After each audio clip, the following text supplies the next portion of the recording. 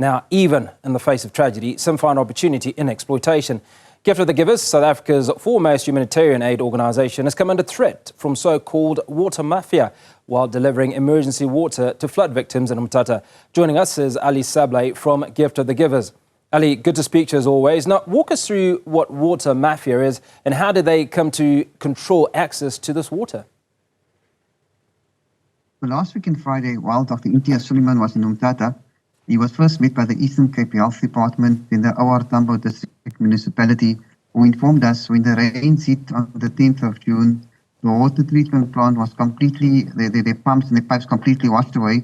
There's a current crisis with water in the town, specifically at the Nelson Mandela Academic Hospital and at the forensic unit, who's playing the crucial role, who's doing the autopsies and for families to come identify the loved ones who tragically passed on in these floods. And we immediately activated our 2 water tanker trucks to come to Mthatha. And then on Sunday, while our teams was busy filling up at the municipality's water point, a black Fortuner and an unmarked car pulled up in front of a truck, enforcing them, telling them to please leave. They are not welcome here. And if they do not leave, they will see what will happen to them. The word went out through the municipality, through the community, and everyone was up in arms. As the South African Police Services, as a matter of caution, asked us to please, if they can come on board. They gave us a van to escort our teams and a armed policeman. The water mafia are those individuals who in any situation try to maximize on their profits. You know, many times we are thinking that there's areas where pumps was damaged in the infiltration plant, where key pipes are stolen, damages is done to pipes. These are the criminals who belongs to the water mafias who enforce this so that they can profiteer out of the whole situation.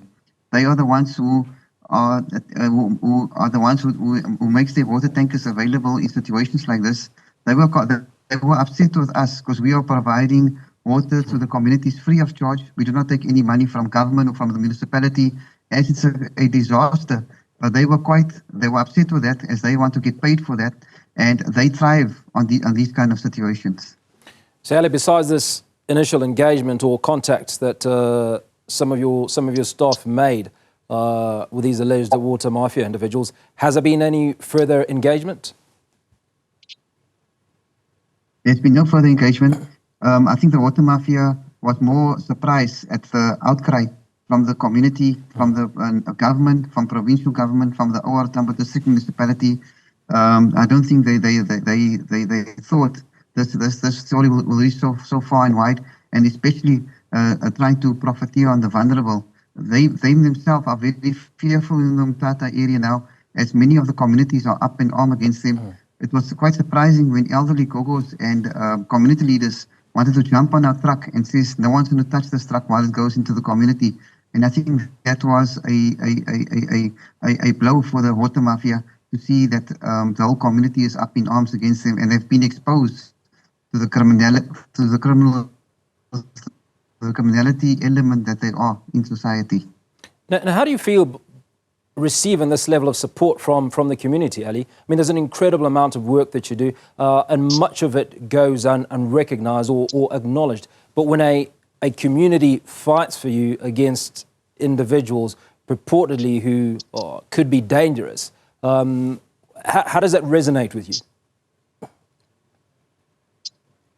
You know, it's a positive sign for South Africa. You know, and especially during this vulnerable time, communities are quite fed up. You know, we've seen over the last few years, especially in the Eastern Cape, the water challenges to municipalities has been going through, especially our Tambo municipality. And you know, the blame is quickly passed on to government, but the criminals always get away, and the communities are fed up with them. And for us, we are community driven, you know, and it's a positive sign for us to see. We really appreciate the assistance, but we are there to serve them because the situation is highly emotional in Mthatha. Wherever you go, you can see the trauma still everywhere around. As your colleague correctly said just before me, you can see the site of devastation as you move through the area, Highbury, the colony, everywhere you go. You can see the state of, and this disasters, as we correctly said, is one of the biggest the Eastern Cape has ever had. 92 people dead so far. So I'm glad to see that the current spirit of Ubuntu flowing out in the Eastern Cape. And as we wrap up this conversation, does this incident impact how Gift of the Givers now approaches disaster zones? I mean, is it something that you are thinking through, that potentially when you go into a disaster zone, such issues might occur? You know, we are not fearful of them at all. You know, over the last 32 years, we never had such incidents. We do know we have the great support from the South African police services, from the South African National Defence Force, and most importantly, throughout South Africa, the community of South Africa. They fully support us. So we are not fearful of these guys at all. So what's a positive sign is they realized, and the picture has been painted for them, that the country is not going to take the nonsense anymore, and people are fed up with it.